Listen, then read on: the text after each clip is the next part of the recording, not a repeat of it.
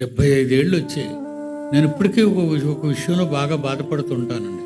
నాకు ఊహ తెలిసినంత వరకు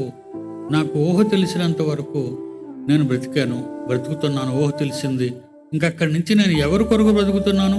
కొద్ది సంవత్సరాలు నేను సాతాను గురించి బ్రతికాను అనే అనుమానం నా గుండెల్లో ఎప్పుడూ చోటు చేసుకుంటుంది. నేను పెద్దవాడినయ్యాను.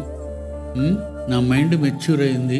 ఇక నేను దేవుని కోసం బ్రతకాలి అనుకున్న ఆ రోజుల్లోనే నా ప్రారంభ రోజులు సాతాను కొరకు బ్రతికిన రోజులు నేను జ్ఞాపకం చేసుకుంటూ సిగ్గుపడుతుంటాను, భయపడుతుంటాను. క్షమించమని ప్రతి రాత్రి తండ్రిని అడుగుతాను. నేను మంచానికి వెళ్ళగానే నా నోట వచ్చిన మొదటి మాట, నేను పాపిని తండ్రి, నన్ను క్షమించు తండ్రి, నేను ప్రధాన పాపిని తండ్రి. నేను అందరికంటే మంచివాడిని అని చెప్పుకోవటం లేదు, కానీ కొంచెం మంచివాడిని, తక్కువ చెడ్డవాడిని నేను అంటలేదు. నేను పాపిని, నేను పరిపూర్ణమైన పాపిని తండ్రి అని.